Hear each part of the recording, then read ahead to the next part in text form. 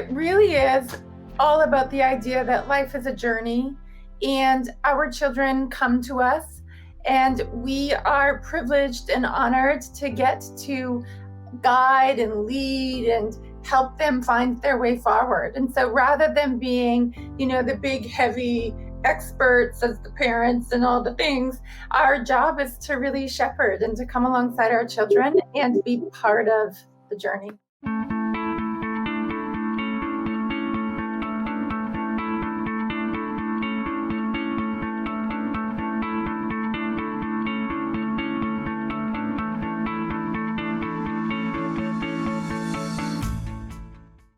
What is up, everybody? It is Ed Gow Jr. of Dad Central with Drew Solon of Dad Central. Hey, what's going on, Drew?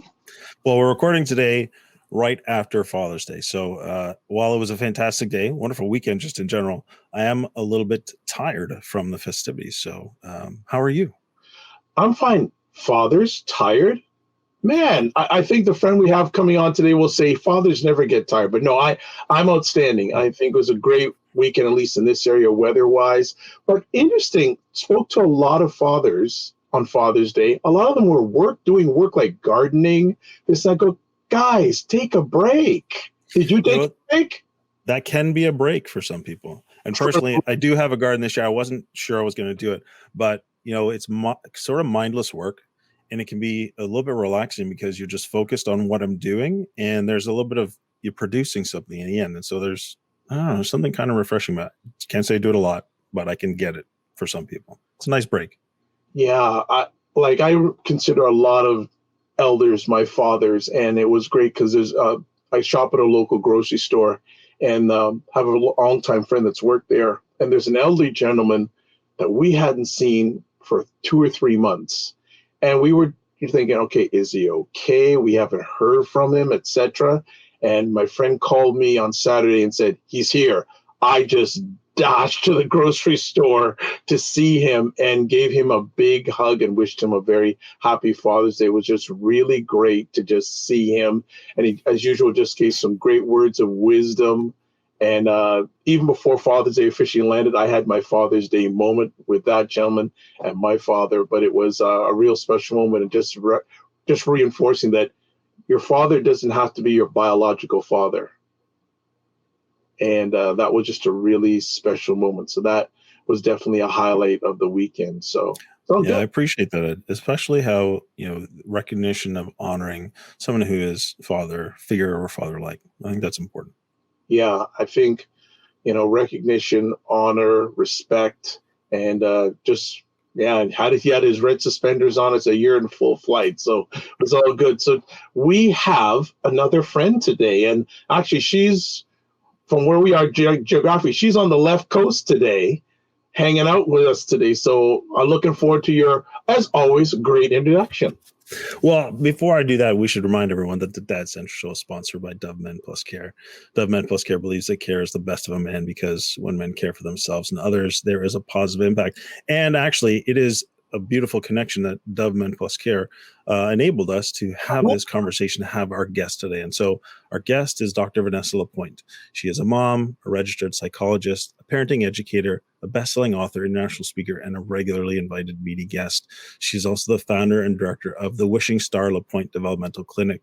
She's been supporting families and children for almost 20 years and has previous experience in community mental health and the school system. And so Dr. Vanessa is known for bringing a sense of nurturing, understanding, and humanity to all of her work. And I'm actually excited to hear her bring that to this conversation today. Her passion is in walking alongside parents, teachers, care providers, and other big people to really see the world through the child's eyes. And she believes that if we can do this, we are beautifully positioned to grow up our children in the best possible way. And so I'm excited to have Dr. Lapointe on the show and have a great conversation. Let's bring her on. And welcome. And for people, we want you to know, what do you think is Dr. Lapointe's favorite color? We're not going to say, right? Dr. Lapointe, how are you today? I am doing fantastic, and I'm thrilled to be on with you guys. Thank you for asking. Excellent. You know what? I'm going to jump right into it. And when Drew was sharing your bio, the term walking along. Yeah. Can you expand on that? Because I know it's not the way we usually start our conversation, but when Drew shared that phrase, walking along when it comes to parenting, can you expound on that? It really is all about the idea that life is a journey and our children come to us, and we are privileged and honored to get to guide and lead and help them find their way forward. And so rather than being, the big, heavy experts as the parents and all the things, our job is to really shepherd and to come alongside our children and be part of the journey. Wow, you dropped another knowledge bomb word, shepherding. Uh-huh. I don't think I've heard that term in parenting in a long, long time. I like to keep it unique, I see that. Drew, sorry I had to jump in there, but I just needed to get there in that real moment. So, Drew, come on back for me. Well, I think it's a great jump in because it really, for me, I think it's it's your philosophy. And the word that comes to mind when I hear that is connection. As I've talked about on our show, and Ed hears me, I say it all the time, John Maxwell, he's one of my mentors, I'd say. And, his book, Everyone Communicates, Few Connect, years ago, really just transformed my ability to relate with everyone. And of course, I brought that home. And I brought it to my relationship with my children. And so this idea of walking alongside is essentially the thesis of this book. So the way to connect is you go to someone else's world first, then you meet them where they're at, and then you walk with them together to where you can both achieve things. And so that's what stood out to me. And I think it's foundational, I would imagine, to your approach. And I can't wait to talk more about it and hear, how do we as dads live that out in our roles, both as parents, but also as partners, just as men. So, but yes, Ed, normally what I would like to do for the show is get a little bit of the backstory, right? So you probably don't wake up one day and have that philosophy. There's a story that everyone has. Is we really like to start with that. So could you, Dr. Vanessa, we're going to ask you, can you tell us about your background, maybe the early years and what life was like for you growing up? Yeah, so I grew up on the Canadian prairies in a very, very, very small town. So small that there's no traffic lights. And with all of the farming area surrounding it included, there were 1,200 people. Whoa. It was a different kind of growing up experience. I had a lot of open space to explore and adventure and become. I was out riding horses bareback in the river by the time I was 5 by myself. Wow, my daughters would be jealous. Oh, yeah. That was the kind of upbringing that I had. And my parents were are salt of the earth kind of people who both came into their experience of parenting with wounds, as we all do.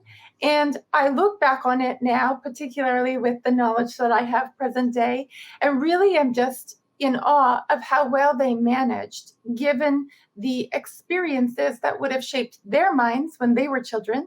Mm-hmm. And it was those minds that they brought to the parenting of me. Now, if I were going to describe myself temperamentally, I often talk about that there are orchids and then there are dandelions. And the dandelions, they're quite robust, and you can plant them in a crack in the cement in the sidewalk and forget to water them and they'll do just fine.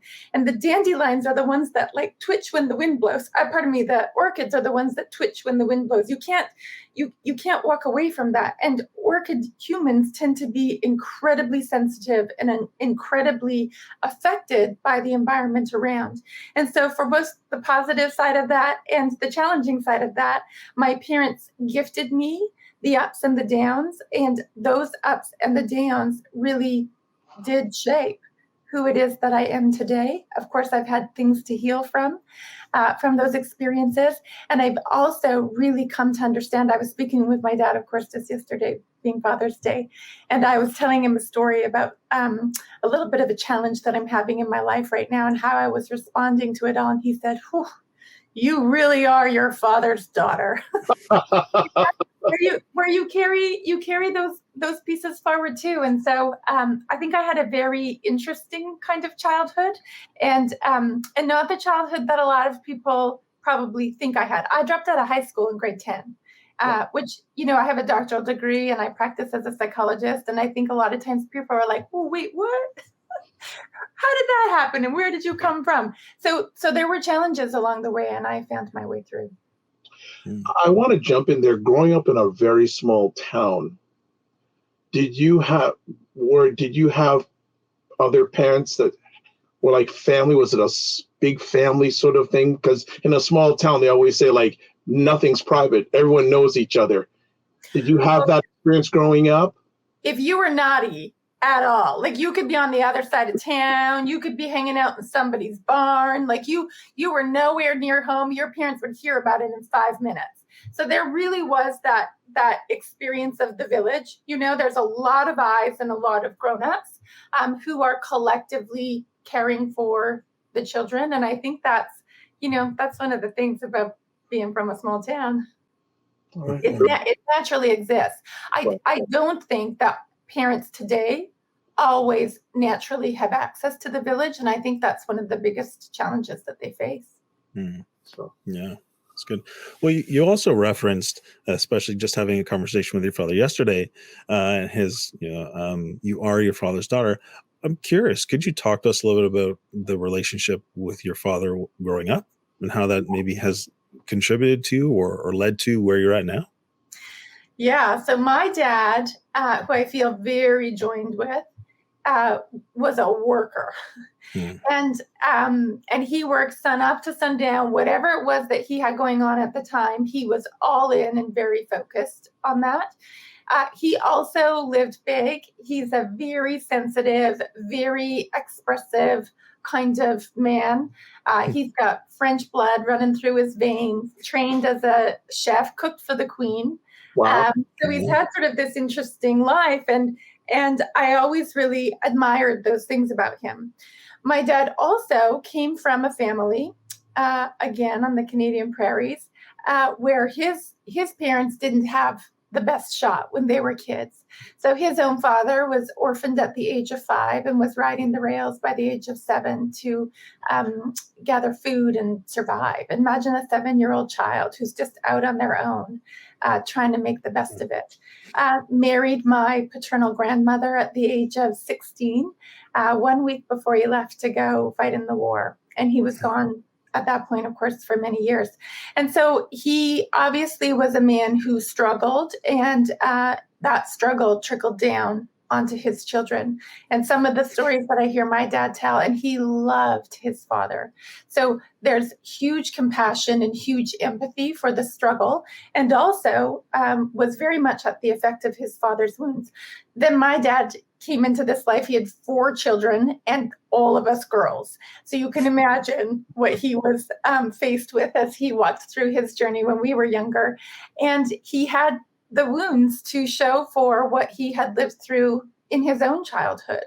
And those wounds came forward at times when he was unable to hold on to big emotions that he was having. Very different from his own father. He had certainly healed and come a long way from what he had been exposed to as a child. And we were at the effect of that as children. And so I think we had this quite, I don't want to say traditional, but I think you guys will know what I mean, experience as kids, in that we had the dad who worked really hard and sometimes got kind of yelly, shouty, and explosive. And then we had the mom who was scurrying around trying to keep all of the children sorted and settled so that the dad would be sorted and settled. And in between all of that, we were just a regular family that had all the usual hilarious moments with a dad who would pretend to be a bucking bronco and, bounce around the living room trying to buck you off his back, and all the things that kids do with their dads. What qualities have you carried on from your father that you have today? I think I lived big and lived loud, same as my dad. He always has that sparkle in his eye where like at any moment something's going to come out his mouth, or he's going to do something that will have your jaw on the ground and you will be in stitches. It'll be so hysterical. I feel like I have that sort of, like sassy side to me that I got from my dad. I work like my dad. I am a worker through and through and have always been like that, whether it was, when I was a student, when I was an athlete, now as a professional, I'm always working like my dad was working. And I also, my dad, he never worked for other people because that was just not a good situation. So he was always his own boss. He always had his own businesses. And part of that is because he didn't really love being told what to do. And I think I'm a little like that. My husband likes to joke. There's this idea in the developmental literature of something called counter will, where we have the instinct that we want to do the opposite of what is being asked of us if we're not feeling joined and connected with the person when they ask those things of them. And my husband likes to joke that I don't actually have counter will, I have counter won't, because I just am like, there ain't nobody that's going to tell me what to do. Okay. Drew, this is good. I mean, I just want to more comment on this. Yeah, and I think I picked it up early on when you were sharing a little bit more of your background, but certainly there, as you spoke about your father, is the sense I got is there's a strong sense of honor and honoring to parents or to, our parents. And I have heard, some of your talks as well. And that sense of we can all have very varying backgrounds, some more challenging than others, some very more painful than others. But, and you referenced not all of it was easy. Sounds like you've had some challenges, but you're still going forward. You're still surviving, but you're doing it from a place of honor and compassion and kindness, I sense, in terms of how you speak about your child. Could you talk a little bit more about that? Maybe how you got there, or is that important? Well, just curious. That's just the sense I got. You are very intuitive. I think that that's incredibly important. I am divorced from the father of my own children. I went through that whole struggle with the restructuring of my family, and there were lots of challenges that came forward with all of that. And as I was in the midst of that particular dark night of my soul, I really realized that I was struggling to journey along myself without a guide. Even though I'm a psychologist and I'd done all the studying and wrote the books and did all of the things, I really needed somebody to sit in my corner with me and talk me through some of those things. And one of the first things that my teacher and mentor, Gila Golub is her name, and I just am so, so thankful to have crossed paths with her in this lifetime. She said to me, Vanessa, when you heal with your parents, your whole life can work. And the idea is that the relationship that we have with our parents, even as adults, the 1-year-old version of us is still inside of us, and the 2-year-old version of us is still inside of us, and the 12-year-old version of us is still inside of us, and the 24-year-old, she was really great, version of us is still inside of us. And so even as an adult, you still have all of those formative experiences with your parents inside of you. And it is the parent-child relationship that is our very first relationship. It creates the template that we will then replicate in all of our other relationships. And so if we can journey back in time and really come to a place of peace and respect and honor and compassion about the things that maybe didn't go so well, and you can heal around all of those things, then your whole life can work, because that template then will shift and you will see that reflected in all of the other relationships that you have. I think that I always kind of had that sense in me from my parents. I really have never been at odds with them. And I think being able to go deeper in really getting that they did the very best that they could at the time that they were parenting, with the resources that they had and given what it was that they had come from in their own childhood. And so it all sort of comes together, and really, the miracle always is when you have a shift in perception. And I would say that my perception has forever changed once you see that, like, really everybody everywhere is doing the best they can. They really are. In every given moment, even if their best has you going, oh, that's horrible. Everybody everywhere is doing the very best they can. And when we can see people and the world, and especially our own people, through that kind of lens, everything just gets a whole lot easier. Okay. That's great. Thank you very much. Good stuff. Let's talk about your parenting philosophy. Where did it come from, and what motivated you to develop it? And I think some of the stuff you've already shared may be part of this conversation piece. Yeah, I mean, I always knew on a personal level that I really wanted to show up for my children. I always dreamed of becoming a parent. I always wanted that in my life. And so I knew that I would show up and endeavor to do that in the best way possible. And then, interestingly, I got real sidetracked because off I went to do, a bunch of graduate degrees in psychology, where I learned a lot of things. And what I didn't understand at the time is that I would soon need to unlearn all of the things that I had learned because they were not relevant or they were antiquated in their theoretical foundations or other kinds of things. And so, it turns out I got pregnant unexpectedly at the end of the first year of my doctoral program. I actually thought I had mono. And then I was like, wait a second. And sure enough, one thing led to the next. And I realized about 5 hours later that I was actually pregnant with my first son. And it was interesting to be bringing a child into the world while studying developmental psychology. And my son was born. And of course, the voices around you are very loud. You should do this with him, and you should do that with him, and you should do this. And I remember feeling like I'd kind of lost my way. Like I was just, all I could hear was the loudness of all these other voices, which meant that I wasn't listening to my voice. And there was one particular day when some of those voices had become very loud about the fact that my 6-month-old baby, or however old he was, wasn't sleeping through the night yet. And the pressure was on to sleep train him. And the philosophy that I ascribed to would not call for cry it out kind of sleep training methods. But there I was, letting my baby cry it out, sitting outside his bedroom door, on the floor sobbing because it was against every cell in my body that I had left my child to cry this way. And there was something that happened, like this energy came into me, and it was like I talk about having great mother, great father moments, like when Gandalf like slammed his staff into the ground and he was like, "Thou shalt not pass." I felt for the first time in my life that swell in me of, oh, this is not the way that's going to go. And so y'all can take a seat right now because I'm going to parent my child the way that feels resonant with what it is that I know philosophically and otherwise.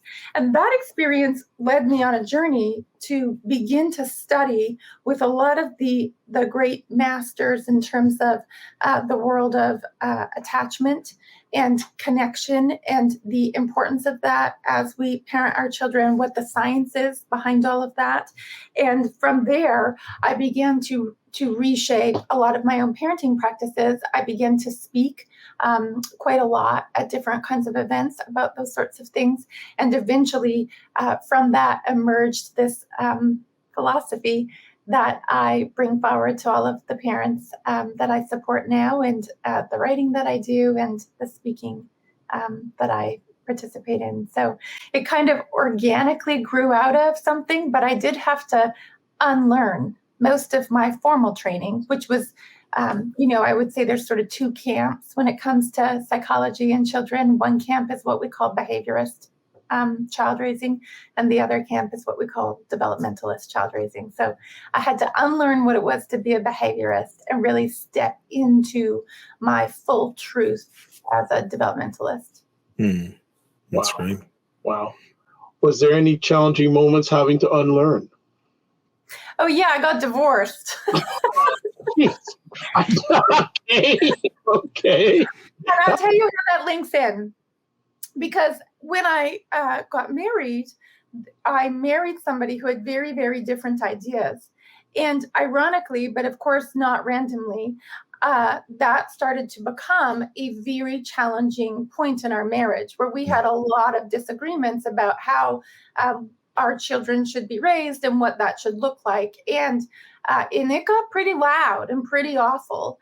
And I don't know at the time that I handled it so well. I think that I was full of a lot of blame and a lot of shame, which led to more blame in terms of what my then husband was thinking was the way to go. And I spent a lot of time shutting him down rather than listening to him, which I would do differently if I were to have a do-over and all of that. And ultimately, that would have been the big issue that led to the demise of our relationship. We were never able to resolve that in the relationship. And so the unlearning of the behavior stuff, stepping into the developmentalist stuff, I mean, that was kind of easy compared to being able to hold ground and still have compassion and respect for the people around me, namely my children's father, who didn't see it the same way and wanted to journey a different way. And I would say, you know, it's a different thing nowadays as a professional, because there's just something about that dynamic that maybe opens people up to the message a little bit more swiftly than what I could manage with my then husband.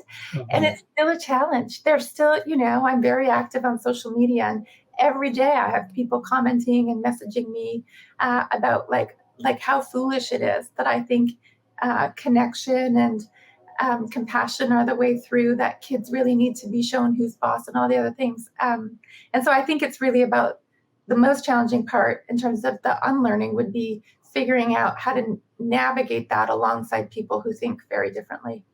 Well, before Drew jumps back in, I want to really bless you for your honesty. Not a lot of individuals I meet or encounter at your level are honest about some of their journey. So I really want to bless you, and I think that's part of your power and your strength about your honesty, capped in with a wonderful smile. That's a wonderful thing. So I just want to bless you for that. Thank you. I received that. Yeah, well said, Ed. And I think to add to Ed's point, you know, the ability to unlearn requires that level of honesty with yourself. And if you're going to grow through these difficult moments, these challenging periods of life, you have to be willing to look at yourself in the mirror, honestly. And so I think that's definitely important. So again, echoing Ed's comments to you, I really appreciate that. I think it's a very powerful example, and very important. Not easy at all, but I think very important. Yeah. You know, what's interesting about that, which kind of circles back to what we were discussing earlier, that when we can accept ourselves for all of the things that we've done well and all of the missteps that we've had along the way, when we can have grace for ourselves and be kind and gentle with ourselves, that we too are doing the best that we can in this given moment, taking into account all of the setting events around us and historically. When we can do that for ourselves, we can do that for other people. And it's an inside job that the world then begins to reflect back. And so I think that, that ability to be honest, I wasn't always that. I would say, had you interviewed me, 10, 15 years ago, I would have been what I called the glossy facade, Dr. Vanessa. And just letting that, melt away, it allows me not only the compassion for myself in the journey, but also for others. Dr. Lapointe, how important is that for our dads and our parents, what you just shared, to take that journey, to get to that point? And not only how important it is for them, but how is it important in their parenting and the impact on their children? I think it's everything. I always say to parents, after me, you come first. Like, that needs to be our philosophy as parents, that we need to really grow ourselves in order to be able to grow up our children. The world is full of children walking around in the form of adult bodies. Just because we are adult in form doesn't mean that we are adult of mind and of heart. And if we want to do a great job of growing our children and showing them the way, we need to have done that for ourselves. Children aren't meant to raise other children. So it is upon us to step into that and to really connect with how, when we're okay, so too will the children be okay. Are you a dad who feels like you're juggling a million things at once? Balancing work, family, and personal goals can be overwhelming. But what if there was a solution? That's why we created our new fatherhood community called Dad Mentor. For over 20 years, Dad Central has built practical tools to help dads. We understand the challenges you face and provide the support you need to thrive. The biggest complaint we hear from dads is there's no dedicated support for their specific needs. but not anymore. Our new community, called Dad Mentor, is here to transform your fatherhood experience. Imagine feeling in control, staying calm and patient when your children misbehave. Picture yourself connected to your children, guiding them with confidence and watching them succeed. When you join Dad Mentor, you'll have access to a community of like-minded dads committed to their dad journey, just like you. You'll also get the Dad's Roadmap. This is a step-by-step plan to help you go from unsure to unstoppable as a dad. Monthly masterclasses and Q&A sessions. You'll get answers and know exactly what to do straight from experts. Monthly group meetups that connect dads over common topics. A dad's resource library. Curated webinars, podcasts, or guides built by Dad Central to help you grow as a parent. And finally, you'll also get exclusive members-only offers and events. Now, many dads do try to do this father thing alone, only to find themselves trapped in frustration and strained relationships. Then they may turn to unhealthy coping mechanisms like drugs, alcohol, or other distractions, leaving their family and their own well-being at risk. We don't want you to reach that point of regret. Take steps to invest in you and your family today. Join Dad Mentor and go from stressed, tired, and overwhelmed to confident, calm, and connected. Join us today by going to dadcentral.ca/dads. Yeah, that's great. I mean, I really appreciate all of this part of the conversation, but I'm hoping we can go into some of the areas now that you've certainly, you've written a book, Discipline Without Damage. One of the areas that dads, I think, maybe struggle with is maybe keeping their cool, staying calm or patient in the face of challenging behavior. Maybe they are behaviorists or were raised by behaviorists. We want to say that, but still, I think they struggle with it because they don't want to do it. Mm-hmm. Right? They want to have a good relationship with the kids. They want to have kids that are connected with. They want to be but they find themselves it happening. So I don't know, maybe you can, it's broad, but maybe you can just open up by saying, how would you help a dad to, find a way through this if he finds himself being impatient more than he wants to? Mm-hmm. That's such a great question. And to answer it, there's sort of two layers. Okay. One is that I would be wanting to fill that dad up with compassion for himself, given where it is that he's come from.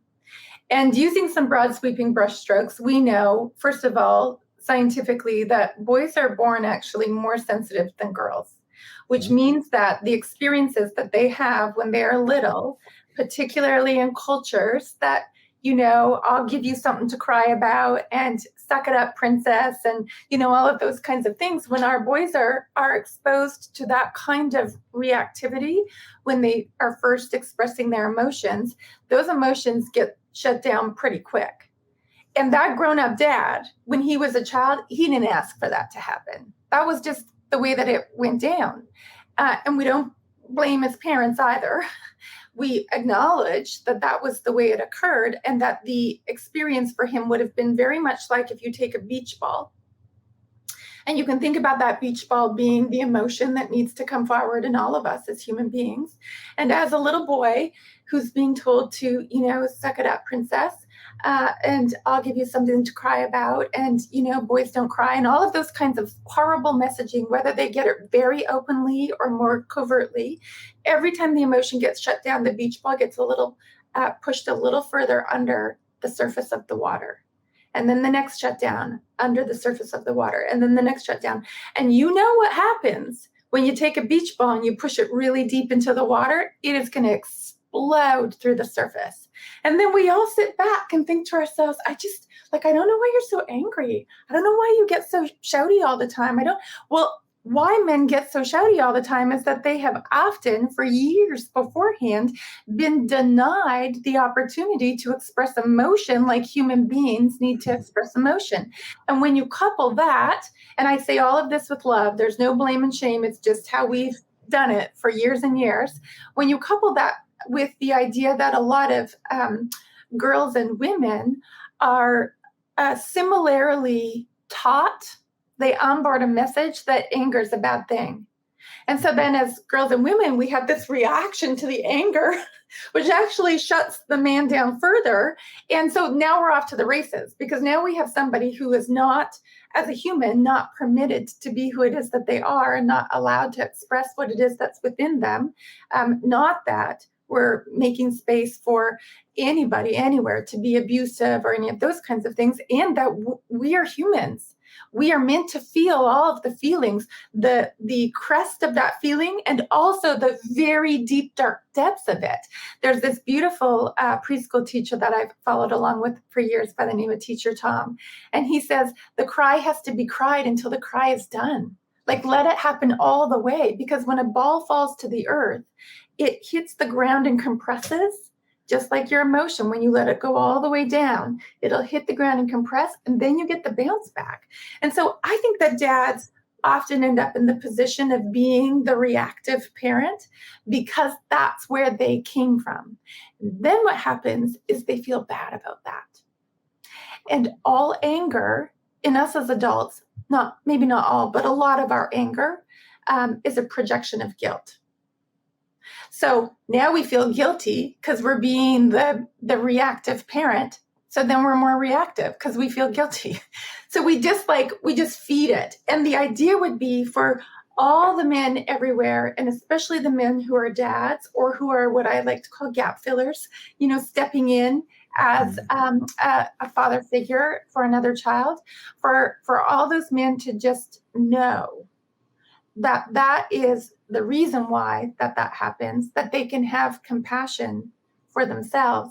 And in connecting with that compassion, they can show up as the truth of who they are, not being at the effect of all the other stuff, but their actual core truth. And their core truth is that they love their children and they want to do right by them. I started my career working in child protection, and we had a lot of parents who arguably had done some not great things to their children. Mm-hmm. Every single one of them loved their kids and wanted to do right, and just didn't know how to tap into grace for self so that they could show up with grace for their children. Mm. I don't even remember your question, but there's my answer. There's so much involved in that. But that last part in particular reminded me of, we had Dr. Charles Daniels. He's the founder of Fathers Uplift in the United States. Mm-hmm. And one of the core elements of his approach is the idea of, helping fathers forgive themselves and love themselves. And from that place where they can begin to rebuild, re-engage, and reconnect in the relationships in a healthy way. And so that last part really reminded me of Dr. Charles Daniels and the core of his approach to overcoming the external of, yelling, being impatient. That was the question, right? It was, how do you help a dad who loves his child, finds himself getting really impatient and intolerant, and then struggles? And what you described, the two cycles that are involved in that process that, a dad really needs to. And so it sounded to me like recognizing, that you have these emotions and it's okay to feel them. Not guilty, not judgment. Like it's okay to have those emotions, but you got to recognize them first, but then processing them in a healthy way as opposed to an unhealthy, because I think you described the negative cycle, the unhealthy part of it. So anyways, it was really valuable. So I just want to say thanks so much. So Ed, I'll turn over to you. Yeah, just the last few minutes, what resonates in my mind is the complexity of fatherhood. Because I'm a practitioner. Before he became a dad, he was a man. And a lot of times we forget about the man part. We concentrate on the father part. Yeah. So I love how you shared there about the complexities of manhood and how it adapts or can come clash with the fatherhood. Because if he's having challenges as a man, that's not a good setup for fatherhood. Yeah. Can I hop in here? That's the one that you tweak something, Doctor, when you shared about the dynamic of how girls were raised versus me, how the boys were raised, and then you grow up, and then there's that dynamic of, I think you might have described a lot of maybe homes, a lot of partnerships, a lot of relationships. So let's say someone heard this and they're like, wow, that's kind of us. What's the next step? How do you move forward? from there to both be more effectively engaged in terms of parenting, but also more effectively engaged, maybe even in that dynamic there? Yeah, what is to the greatest good of self will be to the greatest good of all. And if I am only for self, then who am I? Which really, like, the answer is buried in that idea that we individually must care for the wounded child within in order to be able to show up as our true selves as adults. And, it is rare that I meet a couple who are parenting together who aren't at odds with each other about how that's all going and how it's supposed to be going and what so-and-so is doing wrong and what so-and-so is doing wrong.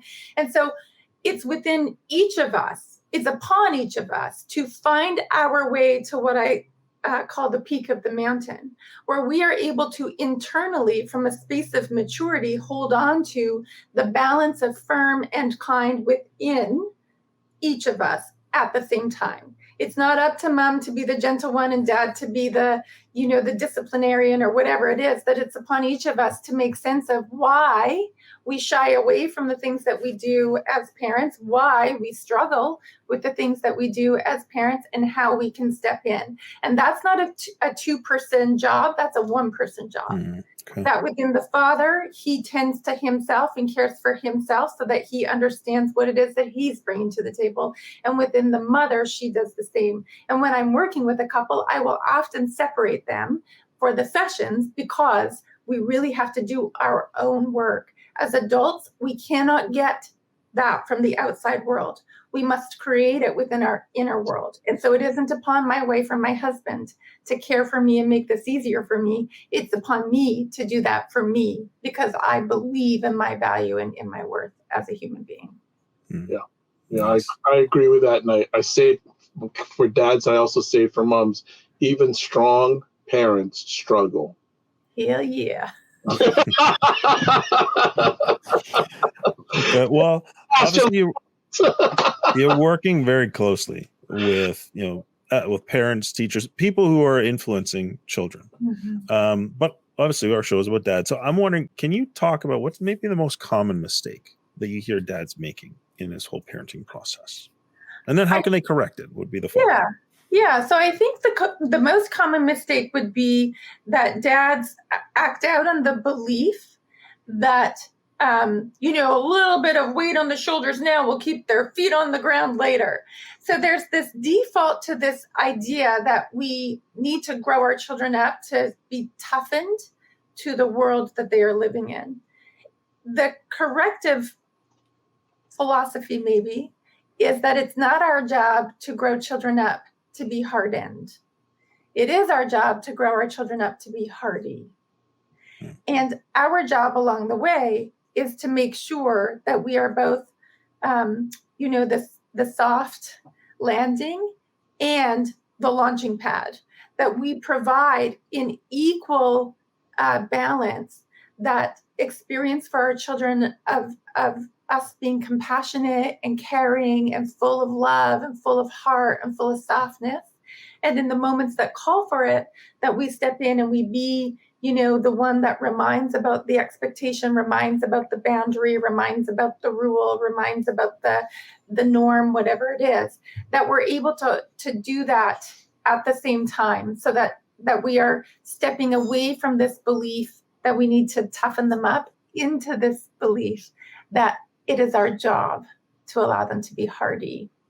And it's a shift in perception. When you can grab it, then I always say the doing, how you will act with your children, flows from the being. So get your being sorted out. It's about the belief system and the inner world of you. And then you don't even need me. You don't need the books. You don't need the anything because you'll have this sorted out.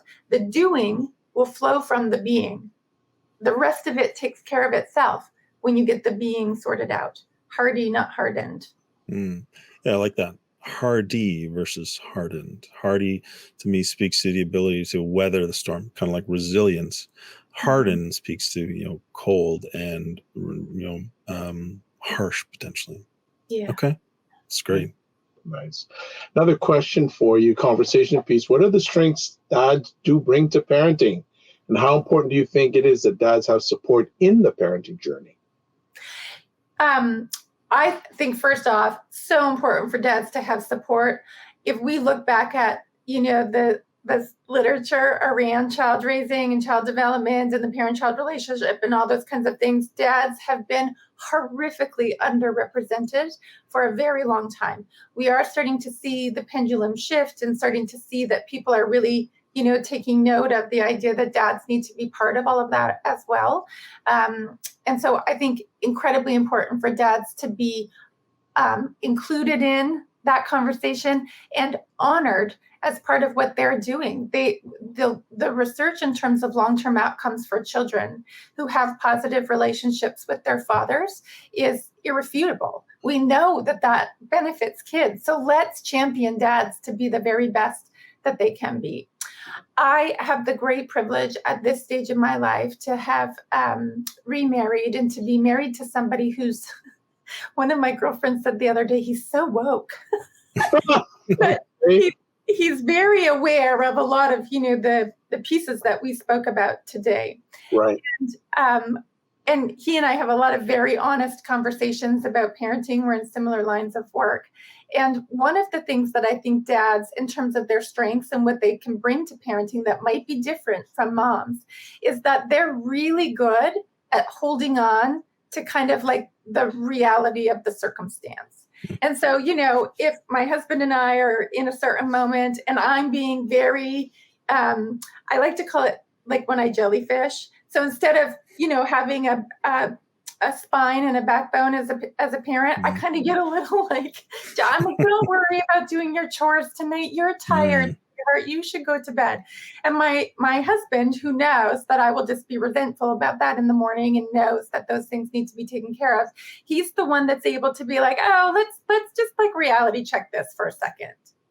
They can say that they're tired. It doesn't necessarily mean that they're off the hook for whatever it is, because everybody else is tired too. So we're going to like reality check and let's step in, step up and hold on to the realness of the situation. I feel like he's able to sort of stay rooted in that a little bit more firmly than I am. And I think that kind of thing in dads is maybe their gift because of the upbringing. There's the gold and all of that too, right? And even, my children's father, there are things that he has done with our children over the years where I think like, what? You did what with them? And I'll tell you what, my boys talk about those things to this day as like the best moment ever. Like they loved it and found parts of themselves in that, realized their adventurous spirits and all of that. And so I think there's that beautiful balance that men and fathers can bring to that role because of how they're socialized and the gold and all of that too. Mm. Yeah, well, I mean, it's been a great conversation. I really enjoyed so much, but I'm going to ask one more question. Pardon? I got one too. So you. Oh, Ed, sorry, I didn't mean to cut you off, Ed. Okay, no problem. I'm going to ask my question. Okay. So, go ahead. What advice would you have for dads who want to raise healthy, confident kids? And that's what our show is about. Practical advice. Dads can take something from today, go apply it right away in their situation. What advice would you have for them? I would say the truth of who you are is you are all of it. You are the up and the down of it, and the here and the there of it, and the left and the right of it. And when you can make peace with all of the spaces inside of you and all of the reactions that you have, when you can be at peace with all of that bigger picture, you will find your way forward. I would also say that any child who has a father that is willing to ask themselves those kinds of questions is a lucky child. Okay. Good stuff. Thank you. I'll just ask something real right quick. Ever since you've come on this screen, I've looked at those words on your wall. How can you share those words on your wall for the dads and fathers and those who love them who will be watching and listening to this conversation? I love this. So the words are the mantra that I landed on many years ago and share with anybody who will listen. See it, then feel it, then be it. And I think so much of parenting over the years has been about seeing it, and that's where it begins and ends. We see something we don't like and we squash it, and that's the end. The child hit their sibling, we don't like that, we squash the behavior and we carry on. The issue with that is that there's no time spent on understanding the inner world of the child or the inner world of the parent. And so the feel it, which if you were to see the wall behind me, the word feel it has two little hearts floating right beside it. Mm-hmm. The feel it is about making sure that we feel it for our children. You know, if your child's acting out or engaged in some kind of challenging behavior, I can tell you 100% they're not doing that for a good time. They're doing that because they are communicating that something's not working out for them. So our job is to go behind the behavior and into the core of the child and feel for them what's happening. The challenge is that we often cannot feel that for our children if we are locked down in our own triggers, which have us very full of our own feels. You know, like, I gave you life, and that's how you're talking to me. You know, like we have these reactions, and so we have to feel it for ourselves. And we have to feel it for our children. And then from that space of understanding the emotional world of both of us, we get to be it. And the doing, how we will then step in as parents, flows from that being. So we see it, we move beyond the facade into the feeling of it. And once we feel it, it shifts our being. From the being comes the doing. There we go. Drew? Well, that's great. I think in particular for that last one, maybe dads out there will resonate this, maybe they won't. One of the things that happens is they see the disrespect or they see the defiance and they never get to the point of like feeling like what's going on, and they get triggered by that. And that's an area that if you're a dad, you're listening, think about this. What happens when you feel disrespected? What happens when you feel like that your child's defying you? And then figure out what's going on there. Because I think that can be one of those keys to help with that, being calm and patient. But Dr. Lapointe, really honored to have had this conversation. Love obviously the content, the wisdom, the nuggets like that Ed was talking about that you shared with us.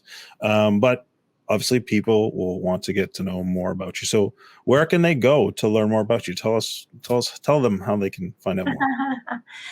So Dr. Vanessa Lapointe with an E on the end.com is my website. And I have lots of information on there about the Self-Guided Discipline Without Damage course, which is a 7-week-long course that parents can do on their own time. All the information about my books and my speaking is also on there.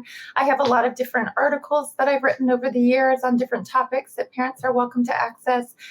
Some of those are resources that you can print out to be reminded of ways to kind of find your way forward, full of the ideas that we've been talking about today. And I'm also very active on social media, Dr. Vanessa Lapointe on Instagram and Dr. V Lapointe on Facebook. I put out a lot of videos in terms of comments on different kinds of things, because I feel like the talking often really helps parents to find their way forward. I did put up a video just yesterday, especially for dads, and full of the kinds of information that we've been talking about today as well. That's great. Fantastic. Well, we'd like to say on behalf of the Dad Central family, thank you so much for taking time out of your positive, productive schedule for everything you have, are, and will be doing for fathers and their families and families just in general. And as always, we want to say, make sure you give yourself grace, you yourself too, not just the parents you help. And also don't just manage your time, manage your energy, and look forward to having you back on again. And we're more than happy with anything that we can help you do to further the cause. Amazing. Thank you so much. It's been a very fast hour, which means that, you know, time flies when you're having fun. It's been an honor to sit with you both. Be well. Thank you. Take care. All right. That was a beautiful conversation, Drew. What did you take home from that? You know, it really did stand out to me early on, the honor. And I think it even came through in talking about, you know, painful process, the divorce, and, you know, her children's father. And so to me, I think that's a very important message, especially if you find yourself in that situation as a family, and you've got some pain, some wounds, some things that trigger you, and getting to a much, I would say, healthier place where you can actually choose to honor and recognize. Doesn't mean that takes it away. Doesn't mean that it doesn't happen, but that for me stood out. So really important. First thing it says, I want a part 2. That's my first comment. I want a part 2. I could have said that too, but yeah, but one of the many knowledge bombs, and it happened very early, the vision of a shepherd. That word is resonating in my head for dads. You're a shepherd to your child and children, and sheep can be soft, and I know the shepherd has that staff, but he has to be sometimes have some authority, but also have some softness. Yeah, I haven't heard that in a long time in regards to the shepherding. You hear it more with adults and all that, but the shepherding piece was quite powerful for me right from the beginning. Like, I could have just landed right that for the whole hour right there, but we had to go through other stuff. But that's what I'm saying. Part two. So as we close off, as always, we want to say the Dad Central Show is sponsored by Dove Men Plus Care. Dove Men Plus Care believe that care is the best of a man, because when men care for themselves and others, there's a positive impact. We also have some other things. Also, we have Drew. Quickly, want to talk about Dad Mentor? No, I think people will have heard about it during the show. So okay, all right, no problem. But you want to touch base with us? Email us, podcast@dadcentral.ca. Tell us what you think about conversations like this. Any other guest suggestions, ideas, anything that you want to talk about fatherhood, we're there for you. You can listen to replays of epic conversations like this at dadcentral.ca/podcast. And we have a pile of free resources also at our website, dadcentral.ca. So as always, we like to say to dads and their families and those who care about them, make sure you give yourself grace and don't just manage your time, manage your energy, and we'll see you soon. Thanks for watching, and share the information out. Be well.